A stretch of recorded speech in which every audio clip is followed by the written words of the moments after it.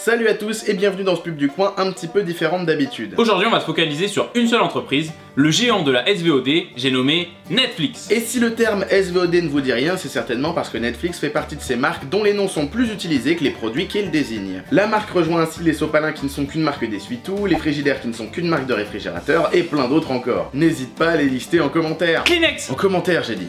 Bon, revenons-en à Netflix. C'est une entreprise relativement jeune puisqu'elle n'a que 21 ans, mais ces 21 années, elle les a bien investies. L'entreprise n'a pas décollé tout de suite. Aussi faut-il dire qu'au début, il ne s'agissait que d'une entreprise de location de DVD par internet. Mais en un peu plus de 10 ans, elle est passée de 7 à 125 millions d'abonnés dans le monde. Le pire, c'est aux États-Unis, où 54 millions d'abonnés sont recensés. On estime que plus de 43% des foyers américains sont connectés à la plateforme. Bon, déjà leur croissance incroyable donne forcément envie de s'intéresser à leur communication, mais c'est pas l'unique raison pour laquelle on vous parle de Netflix aujourd'hui. En fait, ce qui est fascinant dans leur com, c'est qu'ils aiment promouvoir leurs séries de façon très originale. Si vous pensez qu'ils se contentent de 2-3 trailers de puceaux pour annoncer le retour ou le début d'une série, vous êtes très loin du compte. Netflix aime faire les choses en grand. Et puis au-delà de ça, moi je kiffe Netflix, je regarde tous les jours. En ce moment, je suis tombé dans le piège des sitcoms genre How I Met ou Friends, mais bon, y en a plus là, j'ai tout regardé. Et tu sais quoi? On devrait faire notre propre sitcom avec deux jeunes youtubeurs qui essaient de percer. Ça s'appellera Oursport Productions. Eh bah, t'as vraiment dû te creuser pour ce nom-là, hein.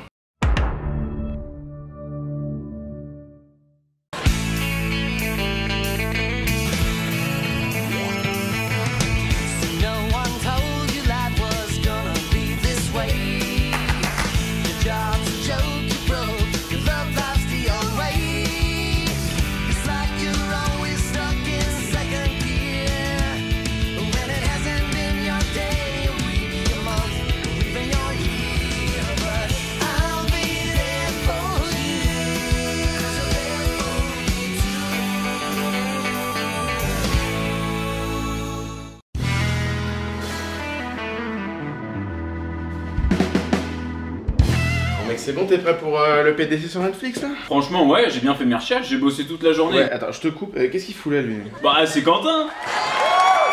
Oui, non mais, je vois bien que c'est Quentin en fait, si tu veux, je sais qui est Quentin, moi je te demande ce qu'il fout là. Bah, je sais pas, moi, il a sonné et je l'ai laissé rentrer. Mais voilà, c'est ça le problème en fait. Tu peux pas faire rentrer n'importe qui, n'importe quand on est censé bosser, genre. Tu peux pas laisser ouvert à n'importe quel clochard inconnu qui essaye de rentrer sans vouloir t'insulter quand même. Bah quand même mec, on se connaît depuis le collège. Bref, il est là, comment ça avance tes recherches? Bah écoute, j'ai maté tout La Casa des Papel, j'ai vu Stranger Things, même Naruto. T'es en train de me dire que t'as fait que de regarder des séries pendant toute la journée quoi. Bah oui. Oh putain, ça sert à rien. Oh, c'est pas facile tous les jours.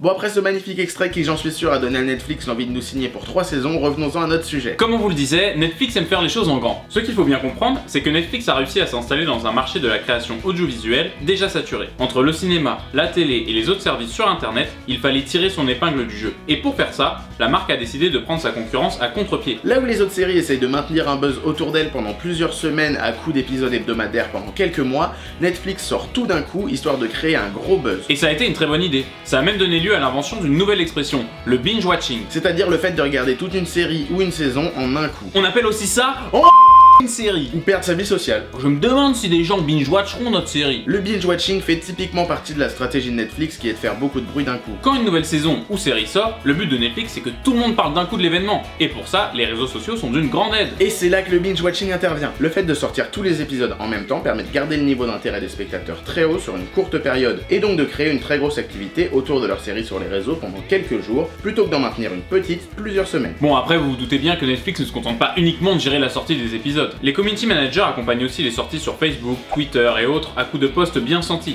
Il faut savoir que Netflix est connu pour intervenir sur les réseaux avec un langage très débridé et même parfois politiquement incorrect. Et ça marche. Peut-être bien que nous aussi on devrait traiter nos followers de salopes. Non, on va pas faire ça. Ok. Bref, vous vous en doutez, la communication de Netflix ne se limite pas à la sortie de leur série, elle intervient aussi beaucoup en amont. Sur les réseaux sociaux aussi déjà, on ne manque pas de rappeler le retour des séries phares à coups de tweets et de photos. Mais ce qui va nous intéresser ici, ce sont les fois où Netflix a fait les choses un peu différemment. Un peu différemment, c'est C'est ça par exemple, un sablier de coke qui compte les dernières 48 heures avant le retour de Narcos. Et ça c'est mignon encore. Non parce que pour Orange is the New Black, ils ont quand même créé une prison de 360 mètres carrés, avec des prisonnières, des policières et même un bus pénitentiaire. Et vous l'avez compris, Netflix tape dans le street marketing. Et ce qui est vraiment cool, c'est qu'à chaque fois c'est différent. Luke Cage a eu le droit à sa peinture murale, tous les héros Netflix ont été disposés dans Paris pour permettre à des gens de faire des face swaps sur Snapchat avec eux, Saul de Better Call Saul a donné 50 conseils bien sentis dans la capitale, et Netflix a même vendu de la weed pendant 48 heures pour promouvoir sa série Disjointed. Et au cas où vous vous demandez, Netflix a vraiment vendu de la bœuf. Bon, il fallait une prescription médicale pour en avoir, mais ils l'ont vraiment fait. Si ça c'est pas du marketing jamais vu mon pote. Faudrait qu'on prenne exemple sur eux, nous.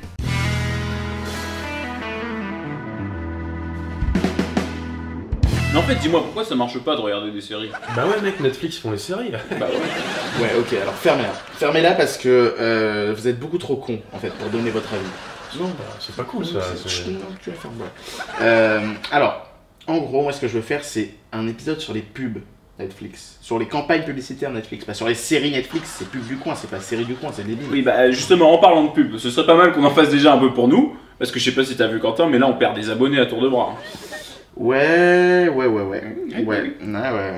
faudrait un truc un peu inventif, quoi. Un truc qui sorte un peu de l'ordinaire, un peu, ouais, tu vas faire du porte-à-porte, hein. Hein, il va faire du porte-à-porte. Ouais, toi aussi, tu vas faire du porte-à-porte. Moi je suis pas sûr là. Mais mec, c'est du jamais vu le porte-à-porte. C'est une bonne idée, j'ai jamais vu le porte-à-porte. Je connais 2-3 témoins de Jéhovah qui diraient le contraire. Oui, non mais ok, là, quand je dis jamais vu, c'est jamais vu sur YouTube. Ouais, et puis de toute façon, oui. Porte-à-porte, c'est super, c'est super. Hey, on signe, ouais, Porte-à-porte. Allez, hop, en route, champion.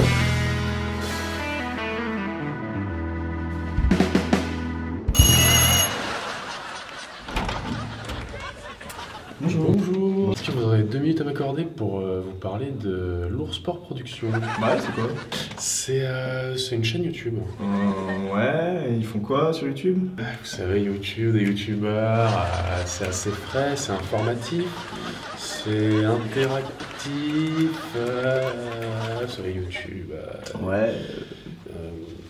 Attendez 2 minutes, j'arrive. Mais vous faites quoi sur YouTube exactement? Tu regardes pas nos vidéos? Bon... Oh, c'est pas facile tous les jours. Bon maintenant, et si on prenait un cas pratique, je vous propose Stranger Things. Ça nous aidera à voir en détail la com de Netflix sur une seule série. Plus précisément, on va parler de ce que Netflix a fait pour la saison 2 de la série. Bon, Stranger Things, vous connaissez certainement, mais on va remettre tout le monde à la page. En gros, c'est un des très gros succès de Netflix qui raconte l'histoire de 3 garçons qui perdent un très bon ami. Une série avec 4 jeunes garçons?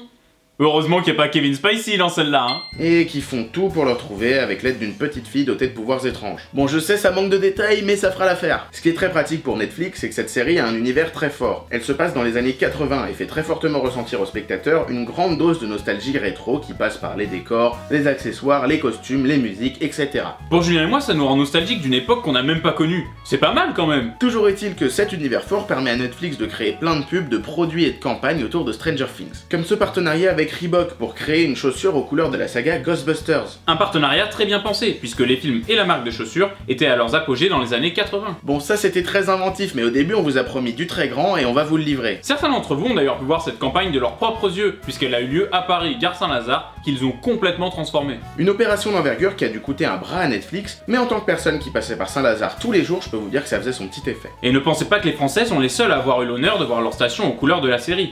Oxford Circus a aussi eu le droit à son petit relooking. Bon, celui-là est un peu plus glauque, mais c'est les British, c'est des gens bizarres. Ce qui est top dans cette initiative, c'est qu'elle va vraiment rentrer dans la tête des gens, puisqu'à chaque fois qu'ils vont au boulot, ils pénètrent dans l'univers de la série. Mais Netflix est un service sur internet, et par conséquent faire de la pub sur ce média peut être une bonne idée aussi. Et rassurez-vous, ils l'ont fait. L'une des initiatives les plus intelligentes et cool qu'ils ont eues a été de créer des playlists années 80 pour chaque personnage important de la série sur Spotify. Ils en ont aussi fait une pour ces espèces de bestioles dégueulasses, ça a aucun sens, enfin bon. C'est bien pensé parce que non seulement on rentre dans l'univers années 80, mais en plus on s'attache aux personnages parce qu'on s'identifie à eux. Et puis ils font ça sur Spotify, qui est aussi une plateforme qui marche par abonnement sur internet. Donc ils s'adressent à un public qui est déjà familier au principe et qui peut donc plus facilement franchir le pas. Niveau partenariat, ils en ont aussi fait un avec Lyft, la marque concurrente d'Uber. Il s'agit d'une série de pranks où des clients se retrouvent dans une voiture remplie de surprises horrifiques.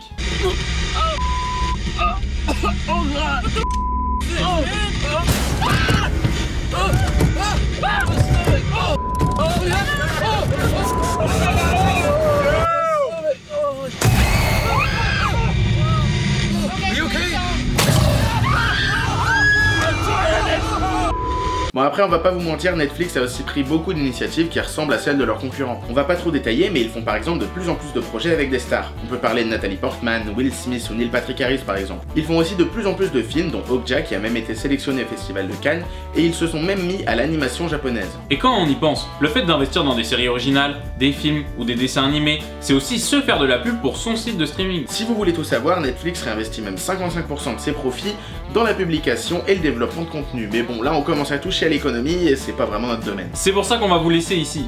Pensez à partager, liker, vous abonner comme d'habitude. N'hésitez pas à nous donner vos sujets pour les futures pubs du coin. Là par exemple, il nous a été donné par Mehdi, qu'on remercie d'ailleurs. Vous pouvez aussi binge-watcher la chaîne de l'Oursport Productions. Et nous, on vous laisse avec un dernier petit extrait de la magnifique sitcom qui est Oursport Productions.